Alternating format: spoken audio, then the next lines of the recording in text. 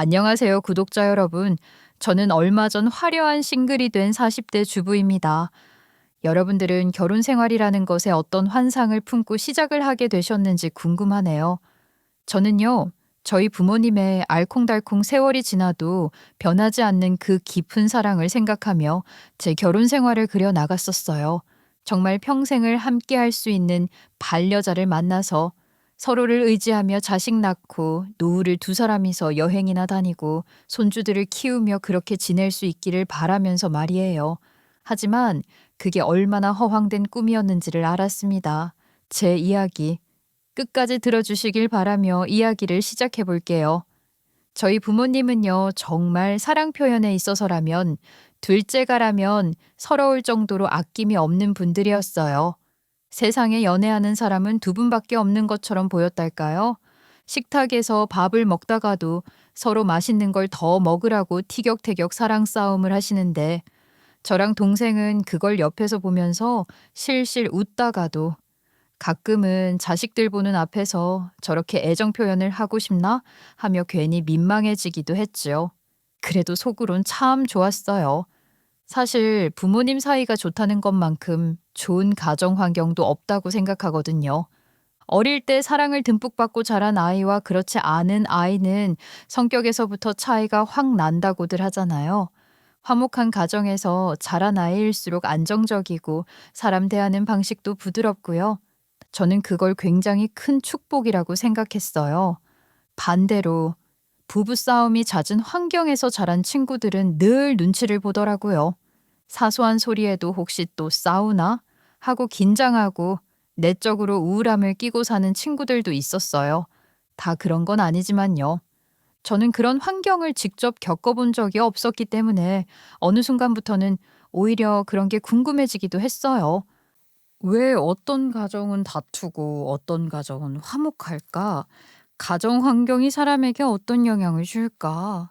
그때부터 저는 고아원이나 미혼모 시설 같은 곳에 봉사를 다녀보기 시작했어요. 제 눈으로 직접 보고 싶었거든요. 고등학생 때는 사실 봉사 점수 때문에 의무적으로 나갔어요. 대학 가려면 점수 채워야 하니까요. 근데 대학에 들어가면서 마음가짐이 완전히 달라졌죠. 사회 문제를 직접 보고 그것에 대해 고민하고 내가 뭔가를 해보고 싶다는 마음이 생겼어요. 그래서 자연스럽게 사회복지사를 꿈꾸게 됐고 봉사 동아리에 들어가 진짜 꾸준히 봉사를 다니게 되었어요. 그런데 말이죠. 봉사를 하는 일은 생각보다 훨씬 힘들었어요. 그냥 가서 도와드리는 정도의 일이 아니라 마음을 잔뜩 써야 하는 일이더라고요. 자기 감정도 내려놓고 상대의 이야기를 그대로 받아들이고 그게 정말 쉽지 않았죠. 제가 봉사를 하면서 제일 먼저 배운 건 이거였어요. 내가 이 사람들보다 우위에 있다는 생각을 단 1초도 하면 안 된다. 그게 참 어려웠어요. 상대는 도움이 필요한 사람이고 난 돕는 사람이다 보니 자연스럽게 내가 좀 더 위에 있는 사람인가 하는 착각이 들 때가 있거든요. 그걸 마음속에서 완전히 지워내는 게 진짜 힘들었어요. 아이들이 가정 환경이라는 것에 얼마나 예민한지 여러분들은 아세요. 저는 그걸 그곳에서 진짜 뼈저리게 느꼈어요. 엄마가 자주 우는 아이는 어른 앞에서 눈치를 보고 아빠한테 혼나고 자란 아이는 큰 소리만 나도 움찔하고요. 그런 걸 보면 제가 부모님 밑에서 사랑받으며 자란 게 얼마나 큰 복이었는지 정말 새삼스럽게 느껴졌어요. 봉사를 오래 하다 보니까 저 자신도 많이 배웠어요. 사람의 마음을 있는 그대로 바라보는 법, 우월감 없이 다가가는 법, 무엇보다도 인간을 인간으로 존중하는 마음이요. 대학 시절 내내 봉사활동을 하면서 쌓아온 마음이 있었기에 저는 정말 사회복지사가 되고 싶었어요. 그래서 수업도 하나하나 열심히 들었고 실습도 누구보다 성실하게 했어요. 그때 제 다이어리를 보면요. 매일같이 오늘도 사람을 돕는 사람이 되고 싶다. 이렇게 적혀 있었어요. 지금 보면 약간 오글거리긴 하지만 그만큼 진심이었죠. 그리고 결국 저는 사회복지사가 되었어요. 처음엔 현장에서 뛰는 실무가 아니라 행정 업무였거든요. 문서도 정리해야 하고 처리해야 할 서류들도 많고 눈앞에서 누군가를 직접 돕는다는 느낌은 조금 적어서 사실 아쉬운 마음도 있었어요. 그래도 제 자리에서 할 수 있는 만큼 최선을 다했죠. 그러던 어느 날 부서 이동이 있었고 그때부터 제 일은 완전히 달라졌어요. 진짜 사람들 속으로 들어가서 그들의 상황을 보고 듣고 돕는 일을 하게 된 거예요. 첫 출근 날 선배가 저한테 그러더라고요. 이제부터는 마음 단단히 먹어. 현장은 생각보다 훨씬 더 생생하니까. 네, 저 진짜 잘해볼게요. 막상 시작해보니까 힘들었지만 그만큼 보람도 컸어요. 저는 정말 사람들 위해 일한다는 느낌으로 하루하루를 보냈어요. 그 중에서도 잊을 수 없는 아이가 있었어요. 할머니와 단둘이 사는 초등학생 아이였는데 지원을 제대로 못 받고 있다는 이야기를 들었어요. 처음 그 아이 집을 방문했을 때 아이는 구멍난 양말을 신고 조용히 앉아 있었어요. 눈빛이 유난히 외로워 보였다고 해야 하나? 저는 그날 바로 마음이 확 무너져 버렸지요. 저는 뭐라도 해주고 싶다는 마음이 폭발해 버렸어요. 그때부터 정말 뛰어다녔어요. 지원 가능한 기관들 전화 돌리고 필요 서류 챙기고 교육비, 생활비까지 받을 수 있도록 이것저것 확인했어요. 하루는 선배가 저에게 웃으면서 그러더라고요. 진짜 열정 대단하다. 그 아이가 네 친동생인 줄 알겠어. 도와주고 싶다는 생각이 많이 들더라고요. 그 어린애가 이런 부분까지 챙길 순 없잖아요. 그렇게 몇 달이 지나고 그 아이가 학교에서 영어 수업 시간에 엔젤이라는 단어를 배웠대요. 그날 아이가 저를 보자마자 환하게 웃으면서 이렇게 부르는 거예요. 엔젤 누나, 엔젤 누나 왔다. 엔젤? 지금 나를 천사라고 부른 거야? 학교 선생님이 엔젤이 천사래. 누나는 천사니까 엔젤 누나야. 처음엔 그 별명이 너무 민망했어요. 다른 실무자분들이 엔젤님 오셨습니까? 라며 장난치는데 제가 얼굴이 빨개져서 도망 다녔어요. 근데 이상하게도요. 시간이 지날수록 그 별명이 저에게는 훈장처럼 느껴졌어요. 내가 누군가의 삶에 조금이라도 따뜻한 영향을 줬다는 뜻이겠지. 그렇게 생각하니까 그 이름이 괜히 소중해지더라고요. 사실 저희 집 형편은 넉넉하지 않았어요. 평범한 중산층이라고 하기에도 어딘가 모자라던 시절도 있었고요. 아버지 혼자 외벌이로 돈을 벌어오셨고 그 월급으로 저랑 동생을 키워야 했으니까요. 친구들이 원어민 영어 학원을 다니고 피아노 수영 미술까지 줄줄이 다닐 때 저는 그런 걸 부러워하곤 했어요. 그때는 피아노 학원에 다니지 못하는 것이 속상했지만 사회복지 일을 하면서 취약계층 아이들을 직접 보고 나니까 깨달음이 그냥 확 오더라고요. 나는 진짜 많은 걸 받고 자랐구나 하고요. 부족한 게 많았다고 생각했지만 사실은 사랑도 받았고 밥도 굶지 않았고 학교도 제대로 다녔다는 그것만으로도 감사해야 하는 거였어요. 그 마음이 저를 좀 더 따뜻하게 만들었고 좀 더 넉넉한 사람으로 만들었고 또 한편으로는 누군가에게 진짜 도움을 주고 싶게 만든 원동력이었어요. 처음에 제가 맡았던 건 행정 업무였잖아요. 현장에서 사람을 직접 돕는다. 이런 느낌보다는 예산을 쪼개고 또 쪼개서 어떤 지원을 어디에 넣을 수 있는지 계산하는 일이 훨씬 많았죠. 솔직히 말하면 그때 제 머릿속은 늘 복잡했어요. 정부에서 나오는 지원금이라는 게 생각보다 아주 정교하게 정해져 있어요. 그래서 우리가 1원이라도 허투루 쓰면 정작 꼭 필요한 사람에게 돌아가지 않을 수도 있어요. 그게 너무 무서웠어요. 그래서 저는 진짜 1원 한 푼도 함부로 쓰지 않는 법을 몸으로 배웠어요. 그런데 참 신기한 게요.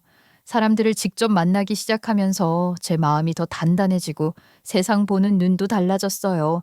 봉사하며 만난 다양한 사람들, 각자의 이야기, 상처, 자존심, 희망, 그런 걸 마주할 때마다 저는 사회복지사가 천직이라고 느껴졌지요. 그러다 보니 어르신들과도 금방 정이 들었어요. 어떤 할머니는 제 손을 꼭 잡고 우리 엔젤이는 꼭 좋은 사람 만나야 돼. 알았지? 하고 잔소리를 늘어놓으시기도 했고요. 그때마다 저는 결혼 생각은 아직 없다고 말씀을 드렸었어요. 처음엔 그냥 웃어 넘겼는데 30을 넘기고 나니까 저도 조금은 달라지더라고요.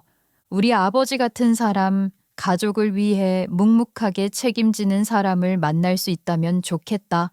그리고 그런 사람과 화목한 가정을 꾸리고 제 아이도 부모의 사랑을 보면서 따뜻하게 자랐으면 좋겠다는 생각이 아주 자연스럽게 들었어요. 제가 봉사를 하면서 가장 크게 느낀 게 유대감이었거든요. 사람이 사람에게 주는 온기. 내 아이도 그런 걸 느끼며 자랐으면 좋겠다라는 생각 같은 것이 자꾸 마음 깊은 곳에서 올라왔어요. 그러던 어느 날이었어요. 제 인생에서 살짝 잊히지 않을 분을 만나게 됐어요. 어느 아주머니가 조심스레 사무실 문을 열고 들어오셨거든요. 저 상담 좀 받아도 될까요?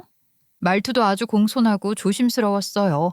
외모만 보면 우리 엄마 또래쯤 되셨고요. 제가 웃으면서 응대를 해드렸어요. 아주머니는 한참을 망설이다가 말씀하셨어요. 제가 폐가 좀 안 좋아서 약값이 많이 들어요. 혹시 정부에서 받을 수 있는 지원이 있나 해서요. 지원이라는 게 일단 소득에 따라서 달라지긴 하거든요. 제가 조회를 한번 해볼게요. 지금 현재 직장에 다니고 계시는 건 아니고요. 병원비라는 게 사실 엄청난 부담이 되는 부분이잖아요. 특히나 혼자 사시는 노인분들이나 취약계층들에게는 부담이 되는 부분일 수밖에 없었고요. 아주머니는 아드님과 둘이서 살고 계시다고 말을 하셨어요. 이것저것 조회를 해보니 아드님이 사업을 하고 계셨고 소득이 잡히는 데다가 아주머니가 부양가족으로 들어가 있어서 별도 혜택을 받을 수 있는 부분이 거의 없었어요. 법적으로 막혀 있는 구조였죠. 아주머니, 이 부분은 제도상 지원이 어려우실 것 같아요. 아드님 소득이 일정 수준이 넘으셔서요. 그래요? 아들한테 손 벌리는 게 너무 미안해서요. 그래서 혹시 지원이 있나 싶어서 왔는데 안 되는구나. 고마워요, 아가씨. 사실 자식이 돈을 벌면 왜 약값 걱정을 하냐 싶으신 분들도 있겠지만 자식에게 손을 벌리지 못하는 어르신들이 생각보다 많이 있으시거든요. 아주머니께서 얼마나 고민하다 여기까지 왔을지, 얼마나 용기 내서 문을 두드렸을지, 그런 사정까지는 전부 알 수 없으니까 도움을 드리고 싶었죠. 아주머니, 혹시 제가 도움드릴 수 있는 다른 방법이 있는지 다시 한번 찾아볼게요. 조금만 기다려 보세요. 하지만 아무리 찾아봐도 법적으로 가능한 지원은 정말 없었어요. 사회복지사라는 일이 참 그래요. 누군가에게 빛이 되어줄 수 있는 순간도 있지만 어떤 날은 이렇게 아무것도 해드릴 수 없어서 마음이 무너지는 날도 있거든요. 그래도 그런 날조차 제가 이 일을 놓지 못하는 이유는 그만큼 사람이 사람에게 주는 진심이 크기 때문이었어요. 그 아주머니는요, 제가 도움을 드리지 못해 미안한 마음을 표현했던 것이 감동적이었는지 아니면 정말 저를 마음에 들어 하셨는지 종종 센터를 찾아오셨어요. 이거 내가 아침에 타온 커피야. 그냥 먹어. 아유, 아주머니, 김영란법 때문에 받으면 안 돼요. 아니, 집에서 내가 타온 커피인데 그게 왜 안 돼? 그 법이 너무하는 거 아니야? 그 말투가 너무 귀여워서 저는 웃음을 참느라 입술을 꽉 깨물곤 했어요. 같이 일하던 실무자들은 뒤에서 속닥거리면서 그 정도는 받아도 되지 않나? 이렇게 저를 부추기기도 했죠. 그래도 전 규정은 규정이라고 염치 불편한 마음에 부드럽게 거절했어요. 아주머니는 혼자 계시는 시간이 길어서 그런지 종종 센터에 와서 시간을 보내고 가셨어요. 어느 날은 창가에 앉아 미소 지으시면서 저에게 고맙다고 하시더라고요. 저는 아무것도 해드린 게 없는데도 말이죠. 여기 오면 마음이 편해져. 사람 보는 것도 좋고 아가씨도 있으니까 더 좋고. 저를 너무 좋아하시는 거 아니에요? 아, 맞다. 아주머니, 혹시 정부 지원 일자리가 있는데 한번 해보실래요? 그게 뭐야? 정부에서 지원하는 노인 일자리 사업이 있는데 딱 아주머니 나이부터 시작이 가능해서요. 어머, 그런 게 있어? 그럼 한번 지원해 봐야겠다. 어차피 집에서 시간 보내는 게 지루했는데 잘 됐네. 저는 신청할 수 있는 기관을 연결을 해드렸고 결국 아주머니는 우리 센터 미화원으로 일하게 되셨어요. 그날부터 현장 분위기가 한층 부드러워졌어요. 아주머니는 정말 선한 분이셨어요. 폐가 안 좋다고 하셨지만 일을 하는 동안 단 한 번도 티를 내신 적이 없었어요. 이 방은 내가 벌써 다 닦아놨어. 휴지통은 내가 미리 비워놨으니까 다들 신경 쓰지 마세요. 실무자들이 말을 꺼내기도 전에 척척해 두셨어요. 저랑 아주머니는 점점 더 가까워졌고 어느 순간엔 그냥 가족처럼 느껴지기도 했어요. 그래서 계약 기간이 끝나고 그만두시는 날 마음이 저릿하게 아쉽더라고요. 이제 아주머니 안 오시면 저 혼자 심심하잖아요. 자주 놀러 오실 거죠? 그럼 내가 매일 출퇴근 도장 찍을게. 귀찮다고 밀어내기 없기야. 그리고 그날 마지막 날이라고 아주머니를 데리러 아드님이 오셨는데 그분을 딱 보는 순간 저는 살짝 깜짝 놀랐어요. 반듯하게 생겼고 말수는 적지만 예의 바르고 단정한 셔츠에 검은 작업 바지, 아주머니가 자주 하시던 말이 떠올랐죠.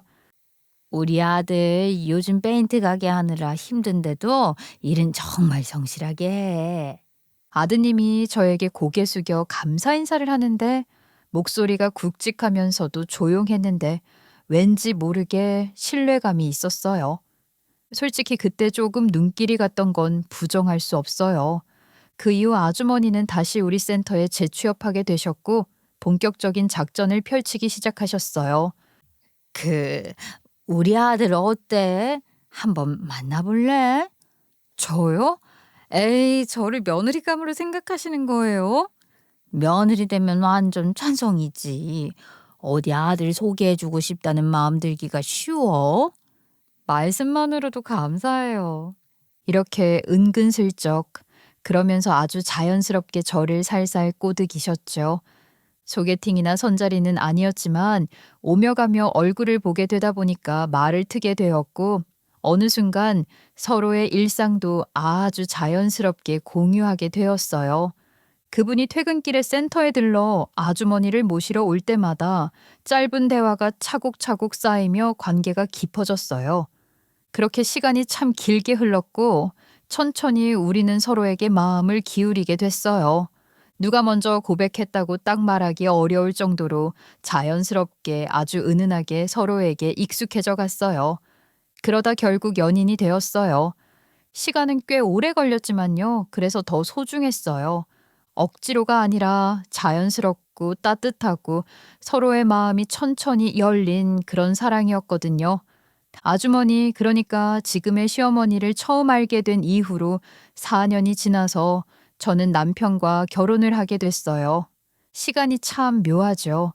처음엔 단순히 센터에 자주 오는 아주머니의 아들이었던 사람이 제 인생의 반쪽이 될 거라고는 상상도 못했는데 사람 인연이 이렇게 흘러가는 거더라고요. 4년 동안 아주머니를 통해 들은 이야기도 많았고 제 눈으로 직접 본 남편의 모습도 있었어요. 저는 정말 그 사람을 믿었어요. 남편은 참 성실한 사람이었거든요. 페인트 가게는 솔직히 대박이 나는 업종은 아니었지만 그래도 꾸준히 일이 있었어요. 오늘은 옥상 방수하러 갔다 왔어. 저번 집 누수 잡아달라고 해서 갔다 왔지. 그래도 꽤 금액이 컸어. 다행이다. 오늘처럼 이렇게 일이 들어오면 좋겠다. 이렇게 소일거리처럼 들어오는 일들을 쉬지 않고 해냈고 큰돈은 아니었지만 꾸준히 벌어오는 모습이 참 듬직했죠. 저희 엄마는 사실 제가 좀 더 안정적인 월급쟁이를 만나길 바라셨어요. 공무원이나 회사원 같은 사람 만나서 결혼했으면 월급 걱정이 없을 텐데 말이야. 나도 복지사로 일하면서 들어오는 월급이 있는데 뭐. 그래도 자영업자는 언제 망할지 몰라서 불안하지 않니? 엄마, 그렇게 부정적인 생각만 하고 살면 안 되는 법이야. 저는 제 기준이 있었어요.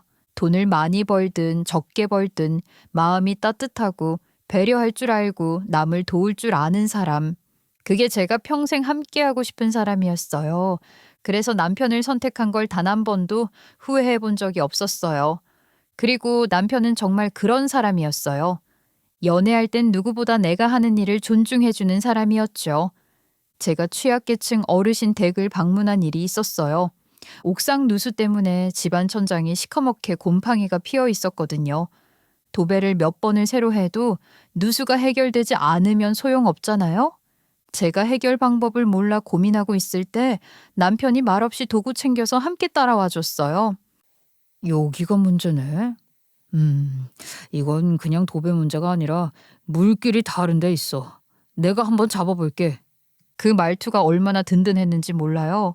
그날 남편이 아니었으면 그 어르신은 아마 몇 해 동안이나 곰팡이에 둘러싸여 사셨을지도 몰라요. 남편은 그 일 말고도 제가 여기 도움 필요하다고 하면 항상 두 팔 걷어붙였어요. 먼저 공구를 챙기고 저에게 도움이 되고 싶다고 말을 하는 자상한 남편이었죠. 저는 그런 남편을 정말 자랑스러워했어요. 하지만 결혼을 하고 나서는 모든 게 조금씩 정말 조용히 달라지기 시작했어요. 그 변화가 처음엔 너무 미묘해서 제가 예민한 줄 알았어요. 그런데 아니었어요. 여보, 그때 당신이 봐줬던 파란 집 할머니 댁 있잖아. 거기 누수가 다시 생겼다고 하는데 좀 봐줄 수 있어? 그 집 방수 페인트 싹 발라야 해. 그거 하면 돈은 얼마나 들어오는데? 돈? 우리 예산이 얼마나 남았더라? 그거 지난번처럼 다른 집 페인트 칠하고 남은 걸로 어떻게 안 될까? 언제까지 무료 봉사를 할 순 없잖아. 나도 일을 해야 먹고 사는 건데 시간은 시간대로 쓰고 내 페인트는 페인트대로 쓰고 당연히 일당까지 두둑하게 쳐서 줘야지. 물론 남편도 생업이니까 이익을 추구하는 건 당연했죠. 그걸 나쁘게 보는 마음은 없었어요. 그래서 센터 운영비에서 지급도 해줬어요. 하지만 문제는 단가였어요. 우린 정부 예산을 쓰는 곳이고 규정이 명확하고 지원금은 한정돼 있어요. 남편이 점점 단가를 높이기 시작하니까 센터에서도 난처해지기 시작했죠. 결국 우리는 다른 봉사자나 업체에 부탁할 수밖에 없었어요. 그러자 남편은 또 투덜거렸어요. 아니, 같은 집안 사람인데 서로 일 좀 주고받는 게 뭐가 어려워. 왜 굳이 다른 사람을 불러? 나 시간 괜찮다고. 이렇게 볼멘 소리를 하는데 저는 점점 가슴이 답답해지기 시작했어요. 결혼 전에 보여줬던 그 진심으로 돕는 마음이 어디로 갔는지 찾을 수가 없었어요. 왜 달라진 거지? 내가 뭘 잘못했나? 결혼하면 사람이 이렇게 변하는 걸까? 그런 생각이 절로 들었죠. 그렇게 돈 타령을 하는 남편이 영업을 제대로 하느냐? 또 그건 아니었어요. 남편은 원래 성격이 좀 뭐랄까, 탱자탱자 여유가 철철 넘치는 타입이었어요. 에이, 뭐, 필요한 사람이 알아서 연락 오겠지. 이런 말을 아무렇지 않게 하는 사람이었죠. 그런데 그 여유가요, 결혼한 뒤엔 더 심해졌어요. 왜냐면 이전엔 본인이 벌어오는 돈으로 시어머니까지 부양해야 했거든요. 아픈 어머니 약값도 챙겨야 하고, 전기세, 수도세, 집 유지비도 혼자 책임져야 하고, 그러니까 최소한의 긴장감은 있었던 거예요. 그런데 제가 결혼 후 계속 월급을 꾸준히 벌어오고 생활비부터 시어머니 약값까지 보태주니까 남편 마음속 어딘가에서 배짱이 모두가 슬며시 켜진 것 같았어요. 결혼 초반엔 그래도 매달 날짜도 안 밀리고 생활비를 송금했어요. 이번 달은 지난달보다 적게 벌어서 생활비를 많이 못 보냈는데 통장 확인해봐. 이거면 충분하겠다. 다음 달에는 더 열심히 영업해보자.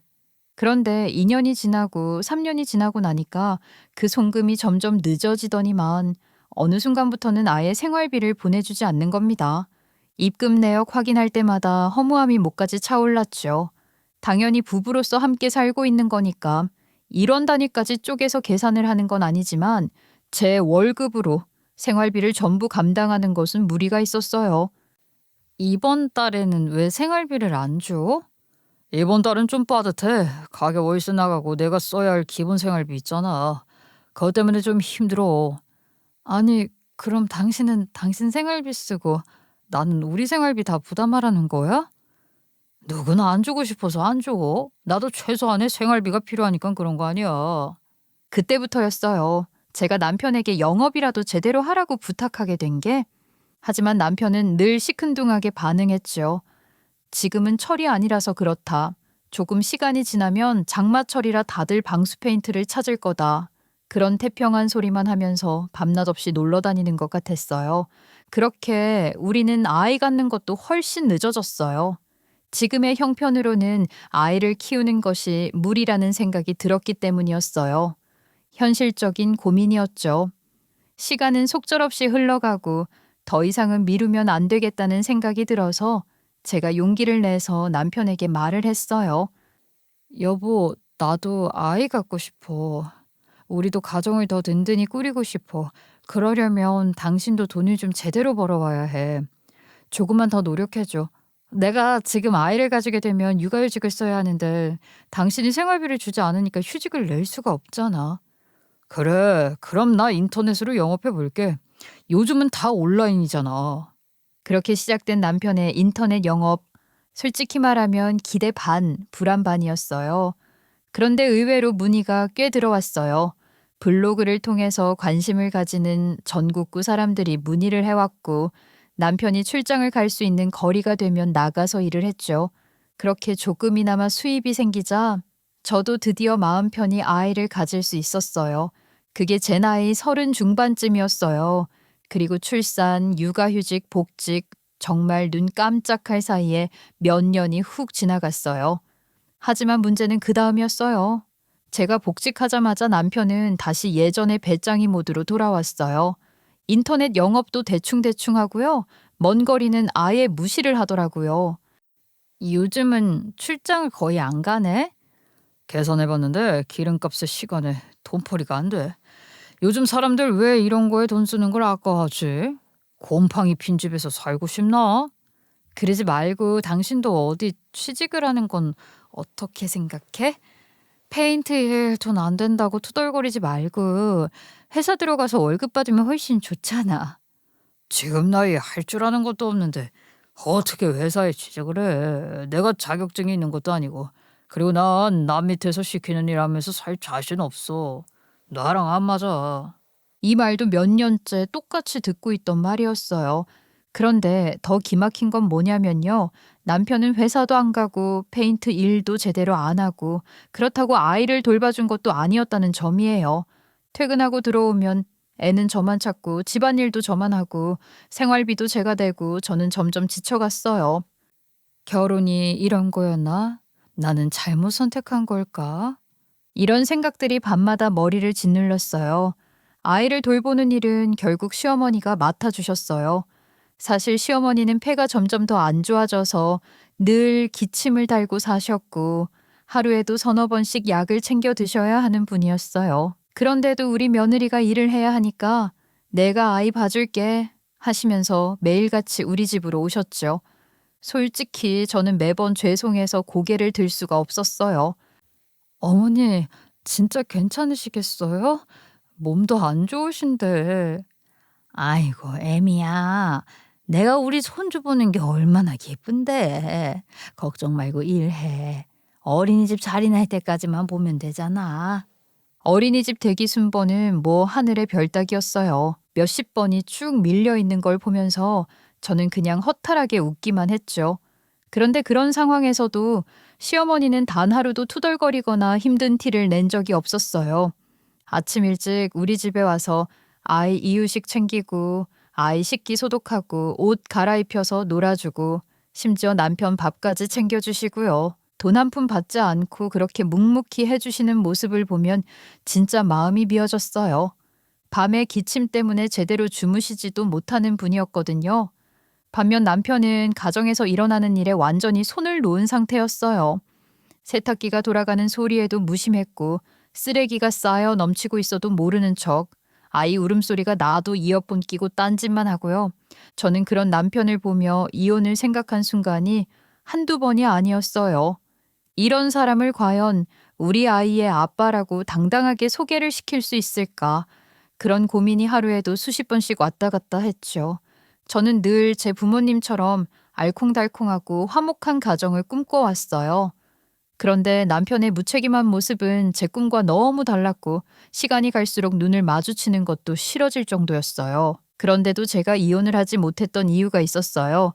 바로 시어머니 때문이었어요.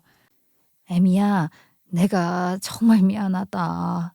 우리 아들이 원래 정말 효자였는데 왜 이렇게 됐는지 모르겠어. 너만 고생시키네. 그 말 들을 때마다 제 마음은 복잡해졌어요. 과연 남편이 효자였나, 진심으로? 저는 솔직히 아니라고 생각했어요. 남편이 효자처럼 행동했던 건 오로지 남들의 시선을 의식했기 때문이었어요. 아유, 내가 효자야. 우리 엄마 위에 뭐든 할 수 있어. 이렇게 말하는 걸 몇 번 봤지만 그건 진짜 마음에서 우러나는 게 아니었죠. 결혼하고 나니까 딱 본성이 드러났어요. 살만 하니까 먹고 사는 문제 크게 걱정 안 해도 되니까 그냥 게으름이 본색을 드러낸 거죠. 정말 답답했어요. 남편은 하루하루 배짱이처럼 굴고 시어머니는 점점 병약해지고 저는 남편 대신 시어머니를 챙기고 집안 살림하고 아이 키우고 회사까지 다니고 하지만 아이가 있었고 시어머니의 몸 상태도 점점 나빠지고 있었기 때문에 저는 이혼이라는 단어를 쉽게 내뱉을 수가 없었어요. 내가 빠지면 이 집은 무너질 텐데 그런 생각이 자꾸 저를 붙잡았어요. 그래서 버티고 또 버텼어요. 눈물도 꽤 많이 참았고요. 내가 아니면 이 아이도 시어머니도 누구도 보호해 줄 사람이 없다는 마음 때문에 그러던 어느 날이었어요. 평소처럼 출근 준비를 하고 있는데 남편에게 전화가 오더라고요. 갑자기 밤사이에 시어머니께 부재중 전화가 와 있었다며 전화를 걸던 남편이 시어머니가 전화를 받지 않는다고 시댁을 잠시 갔었는데 전화가 걸려오니 불안함이 뇌리를 스쳤어요. 여보, 큰일 났어. 엄마가 쓰러져 있었어. 지금 구급차 불러서 병원에 가는 중이야. 그 말 듣는 순간 다리가 후들거려서 주저앉을 뻔했어요. 시어머니는 늘 괜찮다, 괜찮다 하셨지만 사실 하루 종일 기침 달고 사셨고 약도 여러 종류로 나눠 먹고 계셨거든요. 저는 떨리는 마음으로 병원으로 뛰어갔어요. 도착하자마자 의료진이 바쁘게 움직이고 있었고 산소 마스크를 낀 시어머니는 거의 숨도 제대로 쉬지 못하고 계셨어요. 의사 선생님께서 조용히 설명해 주셨죠. 다른 약을 더 쓰셨어야 했는데 보험이 안 돼서 부담되셨던 것 같아요. 효과가 떨어지는 약만 드시다 보니 폐 손상이 심해졌습니다. 그 말을 듣는데 심장이 덜컥 내려앉더라고요. 그저 돈이 아까워서가 아니라 저한테 약값을 부탁하는 게 미안해서 효과 없는 약만 억지로 드시고 계셨다는 사실이 너무 가슴을 찢어놨어요. 시어머니는 제가 남편 대신 생활비와 약값을 감당해왔다는 걸 알고 있었어요. 그걸 알기에 차마 저한테 이 비싼 약을 사야 하는데 좀 도와줄 수 있냐고 말을 못했던 거겠죠. 그럼에도 시어머니는 늘 괜찮다고 웃었는데 그 미소가 생각나는 순간 숨이 턱 막혀버렸어요. 산소 포화도가 계속 떨어지니까 결국 시어머니는 집중산소 치료를 받고 이어서 산소 호흡기까지 달게 되셨어요. 근데 문제는 남편이었어요. 남편은 병실에 와서도 하루 종일 통화를 하는데 그 통화 내용이라는 게 가관이었어요. 아니, 엄마가 이렇게 아플 줄 알았나? 병원비만 내도 한두 푼이 아니네. 차라리 요양원에 넣고 싶어도 산소 포화도 때문에 못 넣는다니까. 여보, 지금 무슨 전화를 당장 나가서 전화해. 사람이 이렇게 생각이 없어? 그걸 시어머니 바로 앞에서 대놓고 말하는데 제가 얼마나 부끄럽고 화가 났는지 몰라요. 저도 모르게 남편 등짝을 세게 쳤어요. 그제서야 남편은 툭 짜증내며 밖으로 나갔어요. 진짜 피가 거꾸로 솟는 느낌이었죠. 그 와중에도 시어머니는 저만 보면 고개를 떨구며 말하셨어요. 애미야, 미안하다. 병원비가 한두 푼이 아닐 텐데 너한테 너무 부담만 주고 가는 것 같아. 내가 가버렸어야 하는 건데. 어머님, 무슨 소리를 하시는 거예요? 어머님이 이렇게 눈을 뜨셔서 얼마나 다행인지 모르는데. 하지만 시어머니의 병세는 나아질 기미를 보이지 않았어요. 매일 기침 소리는 더 걸걸해졌고 숨을 쉬는 것을 힘들어 하셨어요. 폐 조직이 점점 굳어가고 있습니다. 이제는 마음의 준비를 하셔야 할 것 같습니다. 시어머니는 말을 하는 것도 거의 불가능했어요. 숨을 내쉴 때마다 쇳소리처럼 끓는 소리가 들렸고 가끔 손을 뻗어 제 손을 잡곤 하셨어요. 그날도 힘겹게 입술을 떨며 말씀하셨어요. 애미야, 우리 아들이 내 앞으로 보험 들어둔 게 있어. 그거 너도 알아야 해. 보험이요? 무슨 보험이요, 어머니? 특수질병보험. 폐특약 들어둔 게 있고 사망보험금도 세 군데인가 네 군데인가 합치면 10억 정도 나올 거야. 그걸로 병원비 정산하고 생활비도 하고 너 힘들었잖아. 그 말을 듣는 순간 눈물이 그냥 와르르 쏟아지더라고요. 시어머니가 제게 이별 준비를 하고 있다는 느낌이 가슴을 꿰뚫었어요. 병세는 눈에 띄게 더 빨라졌어요. 4개월쯤 지나자 선망 증상도 찾아왔고 결국 의사 선생님은 마지막으로 마음의 준비를 하라고 하시더라고요. 그리고 그렇게 시어머니는 우리 곁을 떠나셨어요. 모두들 잠든 사이에 조용히 너무도 조용히요. 눈물바다 속에서 장례를 치르고 나자 보험금 문제로 연락이 오기 시작했고 실제로 10억 가까운 금액이 들어온 거예요. 저는 그 돈으로 시어머니 병원비 정산하고 남은 건 차근차근 가게에 보탤 생각이었어요. 그런데 그 돈을 확인하고 나자 남편이 저를 조용히 불러 세우더라고요. 그런데 남편의 표정이 완전히 다른 사람의 얼굴이었어요. 냉정하고 욕심이 꽉 찬 얼굴. 보험금 들어온다는 건 너도 들었지? 이 돈에 인연이 낄 자리는 없다. 이혼하자. 갑자기 남편 입에서 튀어나온 말에 저는 정말 온몸이 얼어붙는 줄 알았어요. 그게 지금 무슨 소리야? 어머님 장례 치른 지 하루밖에 안 지났는데 보험금 얘기를 지금 하고 싶어? 보험금이 몇 천도 아니고 10억이야. 그 돈을 너랑 나눌 생각은 없어. 당연히 내 몫이지. 순간 숨이 턱 막히는 느낌. 진짜 기가 막히다는 말이 이런 거구나 싶었어요. 어머님, 그 보험금은 나한테도 이야기하셨어. 어머니가 나한테 병원비 정리하고 생활비 보태 쓰라고 했다고. 그 보험 내가 들어둔 거니까 당연히 내 몫으로 떨어지는 거야. 어차피 상속도 아니고 그냥 내 보험에서 나온 거니까 탐내지 마. 생활비는 한 푼도 안 주던 사람이 보험료 낼 돈은 어디서 났는데? 엄마 연금 있었잖아. 그걸로 넣은 거야. 그리고 그거 다 나 잘 되라고 넣어둔 거지. 너 쓰라고 넣은 거 아니잖아. 정말 할 말이 없었어요. 저는 그동안 시어머니 병원비, 약값, 생활비 거의 대부분을 감당해 왔는데 남편은 그 시어머니 연금까지 자기를 위한 보험료로 쓴 거예요. 그런데도 저한테 탐내지 말라고 말을 하는 게 맞나요? 그 뻔뻔함이 정말 신기할 지경이었죠. 결혼 생활 10년 동안 네가 고생한 건 알지만 보험금은 상속도 아니고 내 개인 보험이니까 괜히 욕심내지 말고 이혼하자 깔끔하게. 그래, 내가 이 꼴을 보려고 이 시간을 버틴 게 우습다. 이혼하자. 남편은 제가 펑펑 울며 매달릴 줄 알았나 봐요. 제가 쿨하게 이혼을 하자고 하니 놀란 눈을 하더니만 갑자기 꺼내든 이혼 서류를 탁 하고 제 앞에 내밀면서 당당하게 말하더라고요. 지금 도장 찍자. 나중에 딴 말하기 없기다. 내가 할 소리야. 양육권은 내가 가져갈게. 대신 양육비는 매달 꼬박꼬박 보내. 그래, 그거야 할 수 있지. 그리고 제가 바로 도장을 찍었죠.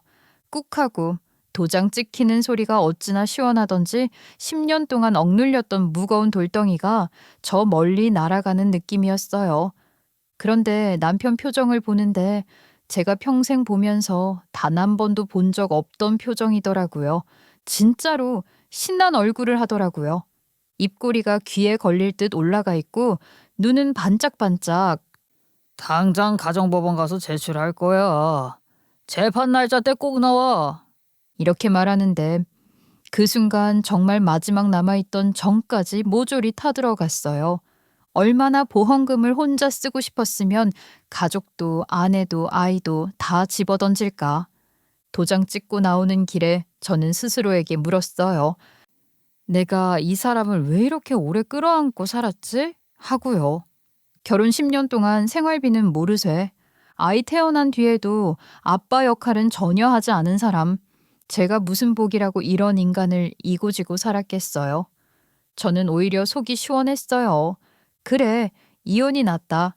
이 사람이랑 사는 것보다 아이랑 단둘이 사는 게 훨씬 더 행복하겠다 싶었죠. 그런데 남편은 아직 몰랐어요. 아직도 이 상황을 본인이 장악했다고 생각했겠죠. 보험금도 혼자 가져가고 이혼도 자기가 먼저 말해서 주도권도 잡았다고 착각했을 거예요. 이혼 도장 찍고 재판날 판사 앞에서 저는 이혼에 동의합니다. 라고 말하자마자 남편 표정이 얼마나 밝아졌는지 알아요. 입꼬리가 귀에 걸렸어요. 그야말로 신났다 그 자체였어요. 재판이 끝나고 나오자마자 남편이 말하더라고요. 오케이. 나 이제 보험금 수령하러 간다. 그리고 양육비는 한 달에 50만 원만 보내면 되지. 50만 원? 한 달에 50만 원으로 어떻게 애를 키워? 애 안 키운 티 팍팍 낸다 진짜. 아니 그럼 내가 얼마를 더 줘야 되는데 너 지금 내 돈 탐내는 거야? 진짜 웃음밖에 안 나왔어요. 그래서 그냥 그래 너 알아서 해라 하고 말았죠. 어차피 요즘은 양육비 안 주면 나라에서도 제재하고 소송 걸면 금방 받아낼 수 있으니까요. 속으로는 안 주면 이 악물고 받아낼 거야 하고 이를 꽉 깨물었어요. 그렇게 집으로 돌아온 저는 이미 준비해 두었던 새 집으로 아이와 함께 조용히 이사를 했어요. 이혼을 준비하면서 한 발 앞서 모든 걸 정리해둔 덕분에 그날은 정말 마음이 조금 가벼웠어요. 그리고 하루를 꼬박 기다렸죠. 왜냐면 보험금 알림이 언제 뜰지 알았거든요. 다음 날 오후 제 휴대폰이 띠링 울렸어요. 그 순간 심장이 쿵 내려앉았죠. 잔액이 갑자기 어마어마하게 올라가 있는 걸 본 저는 올 게 왔구나 하고 생각했어요. 아니나 다를까 그날 밤 남편한테 전화가 오더라고요. 번호 뜨는 순간 저는 벌써 웃음이 나왔어요. 전화를 받자마자 남편이 소리부터 질러댔어요. 이야, 왜 그 보험금을 네가 가져가? 지금 당장 내 돈 내놔. 내 거야. 아, 그거? 어머님 보험금? 그거 이제 내 통장에 잘 들어왔으니까 내가 잘 쓸게. 너 미친 거 아니야? 네가 계약한 보험이야? 그 보험금이 왜 네 통장에 들어가는데? 설명해. 뭐 이미 다 들은 거 아니야? 어머니가 보험은 수령인을 나로 변경해 놓으셨으니까 당연히 내 통장으로 들어온 거겠지? 그니까 그걸 왜 너로 변경을 하냐고. 우리 엄마가 미치지 않고서야 아들이 아니라 며느리에게 준다는 게 말이 돼?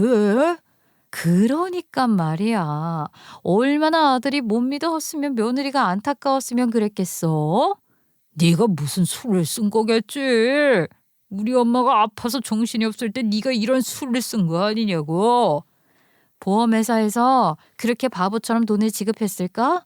보험회사에서도 수령자 이름 바뀐 게 이상했는지 확인하러 어머니 찾아갔었어. 며느리한테 보험금 준다는 게 흔한 일이 아니니까. 근데 어머니가 다 이야기하셨어. 아들은 결혼 후 생활비 한 번도 준 적 없고 병원비도 약값도 단 한 번도 부담한 적 없고 전부 며느리가 했다고. 그래서 결국 부양 책임자는 내가 맞다고 인정된 거야. 뭐 말도 안 돼. 그런 걸로 수령자 이름을 바꿀 수 있다고? 저는 속으로 생각했죠. 그래, 네 인생에는 말도 안 되는 일이겠지. 누군가 너희 가족을 위해 진짜 희생한 건 나였는데 그걸 지금까지도 몰랐으니까. 실제로 모든 근거가 명확했어요. 병원비 결제 내역도 전부 제 카드로 결제됐고 약값 결제 내역도 마찬가지였어요. 남편이 생활비 미지급한 기록은 명백했고 시어머니의 실질적 부양자는 저였죠. 이건 상속이 아니었어요. 보험 계약자가 지정한 수익자 변경이었고 시어머니가 남긴 마지막 뜻이었어요. 그걸 남편은 자기 보험이라고 착각한 채 혼자 꿀꺽하려다가 정작 수령인 변경 사실도 확인 안 하고 이혼부터 들이미는 병크를 터뜨린 거죠. 이혼을 너무 성급하게 추진한 덕분에 제게 유리한 증거와 사유만 골라서 쌓아준 셈이에요. 10억 보험금은 남편 몫이 아니라 제가 받은 정당한 대가였다는 걸요. 사회복지사 월급이 사실 얼마나 되겠어요. 저도 뭐 박봉이었죠. 돈을 벌긴 벌었지만 넉넉하다기엔 늘 아슬아슬했고 생활비 조금만 빠져도 손끝이 저릿해질 정도였어요.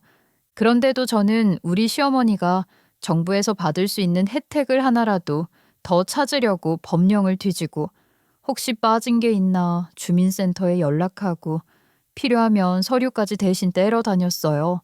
보험 적용이 되지 않는 약값도 솔직히 부담됐어요. 월급 통장 잔고가 얇아질 때마다 한숨이 터졌지만 그래도 아깝다는 생각은 들지 않았어요. 어머니, 약 꼭 제때 드셔야 해요. 안 그러면 더 힘들어지세요. 애미야, 네가 이렇게 해서 내가 버티는 거다. 고맙다. 그런데 더 놀라운 건 시어머니께서 병원비 영수증을 하나도 버리지 않고 전부 모아두셨다는 거였어요. 처음엔 그냥 꼼꼼해서 그러시나 보다 했는데 나중에 알고 보니 나중에 제가 고생했다는 걸 증명할 날이 올 것 같아서 모아두었다고 조용히 말씀하시더라고요. 그 말을 듣는 순간 왜인지 모르게 마음 한쪽이 쿵 하고 뜨거워졌어요. 어머니가 제 노력을 그렇게 봐주고 계셨구나 하는 생각 때문이었죠. 사실 보험금이라는 게 상속이 아니라 지정수익자에게 지급되는 구조라서 남편이 법적으로 손댈 수 있는 방법이 원래부터 거의 없었어요. 하지만 남편은 그걸 끝까지 이해하지 못했죠.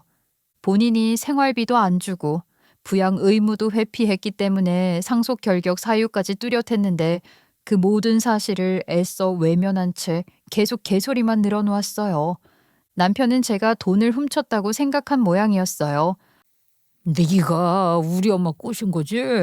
경찰에 신고할 거야? 꼬시긴 뭘 꼬셔. 어머니가 다 직접 하신 일인데. 거짓말하지 마. 우리 엄마가 왜 너한테 돈을 줘? 직접 보험사 직원의 집으로 부르셔서 수익자 변경까지 하셨다고. 정신 멀쩡하실 때 말이야. 실제로 그랬어요. 시어머니는 혹시라도 남편이 나중에 시비 걸까 봐 수령자 변경할 때 보험회사 상담원을 집으로 불러서 모든 과정을 본인 의지로 진행했어요. 누가 시켜서 하는 게 아니라 내가 선택해서 하는 겁니다. 라고 분명히 말씀하시고 서류에 사인하셨대요. 게다가 시어머니는 손편지까지 남겨두셨죠. 봉투를 열어 읽는데 손이 떨릴 정도였어요. 거기에는 남편이 제 앞에서 늘 하던 말을 하나하나 적어두셨어요. 저 노인네를 내가 왜 책임져야 돼? 병원비가 한두 푼이야? 돈도 없는데 무슨 치료를 해? 요양원 보내버리고 싶다. 심지어 남편이 시어머니에게 소리쳤던 말들, 제가 들었던 모든 함부로 내뱉은 말들, 시어머니는 그걸 한 글자도 빠짐없이 적어두셨어요. 그러니 당연히 제가 보험금을 받는데 결격 사유가 있을 리가 없었어요. 이건 법적으로도 명백했고 시어머니의 의지 역시 절대적인 증거였어요. 보험료를 남편이 지불한 적은 단 한 번도 없었고 남편이 가입을 권유하긴 했어도 실제로 납부해온 건 시어머니의 연금이었어요. 그러니까 남편이 소리칠 자격은 애초에 없었던 거죠. 남편의 말은 그야말로 전부 개소리였고 시어머니의 보험금은 처음부터 끝까지 남편의 돈이 아니었어요. 그리고 저는 그 사실을 누구보다도 정확히 알고 있었고 시어머니도 그걸 누구보다 정확히 알고 계셨죠.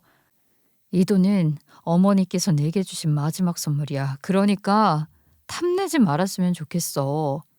야, 나 그 보험금 믿고 투자하기로 했단 말이야. 그럼 반만이라도 줘.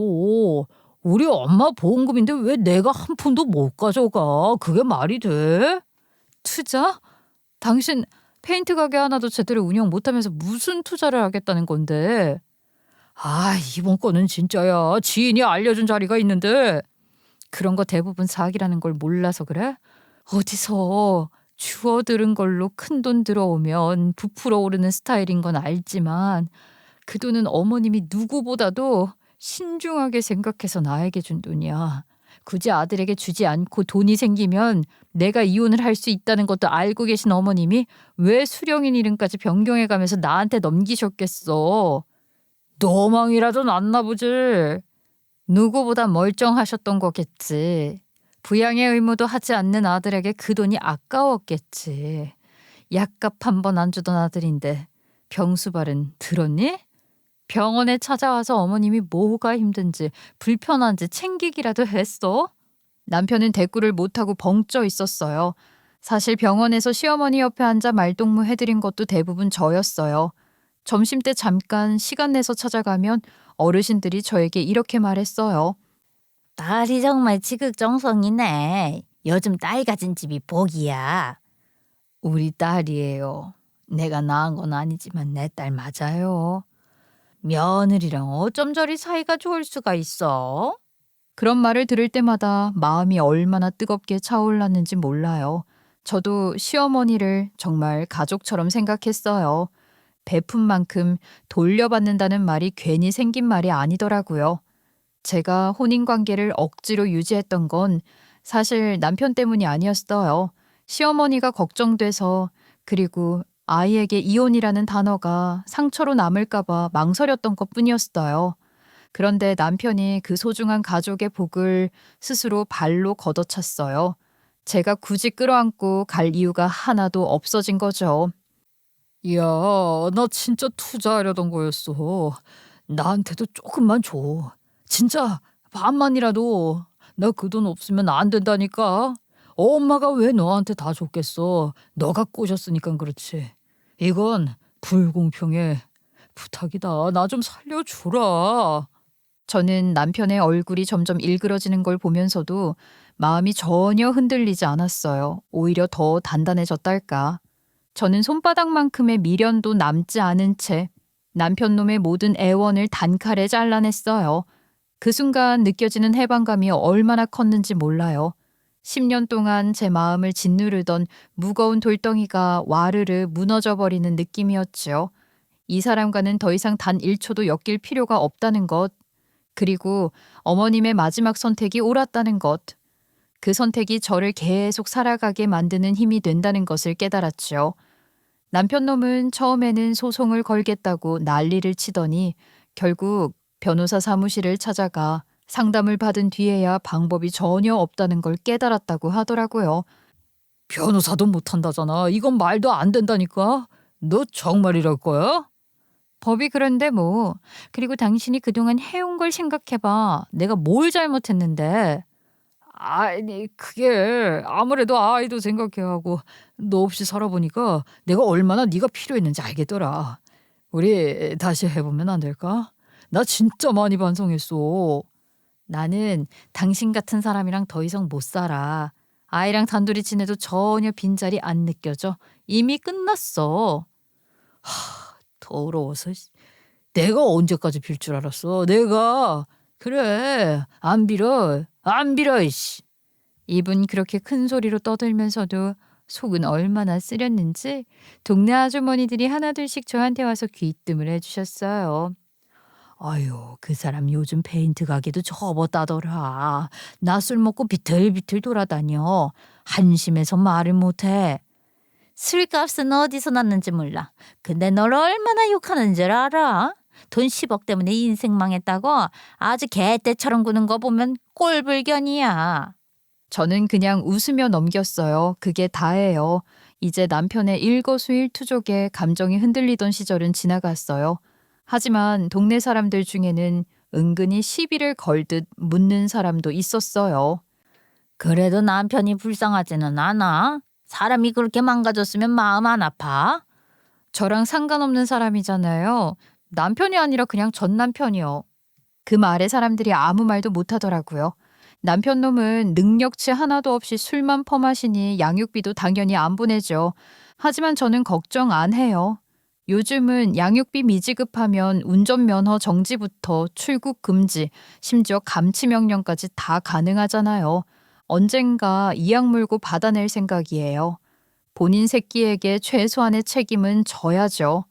저는 꽤 오래 몸담았던 그 센터에서 발령 신청을 냈어요. 이 동네 사람들 말에 휘둘리고 싶지도 않았고 무엇보다 우리 아이에게 더 안정적인 환경을 만들어주고 싶었어요. 새로운 출발이 필요했거든요. 마침 새로 구해놨던 전세도 기간이 딱 끝나고 그 타이밍에 발령지가 떨어진 거예요. 이보다 완벽한 기회가 있을까 싶었죠.